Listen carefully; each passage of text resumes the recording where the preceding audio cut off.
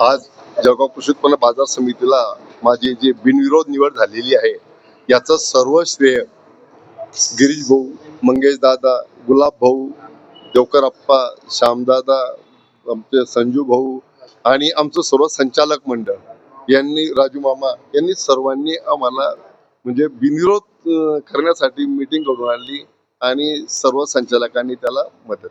आगामी काळात कशी वाटचाल राहील या बाजार समितीची?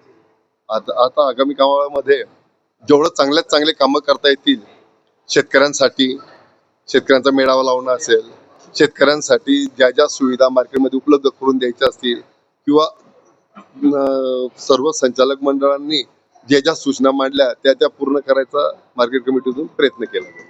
मधल्या काळात, मागच्या काळात लकी अण्णांना ती न्याय द्यावा अशी भूमिका असताना त्यावेळेस ते होऊ शकलं नाही, म्हणून आता त्यांना तो न्याय द्यावा असं पक्षश्रेष्ठींनी सांगितलं. येणाऱ्या काळात अजून काही लोकांना त्यात आपल्याला सामावून घेता येईल. फॉर्म्युला ठरलेला आहे, फॉर्म्युला प्रमाणे घडणार आहे. आता तो पक्षांतर्गत विषय आहे.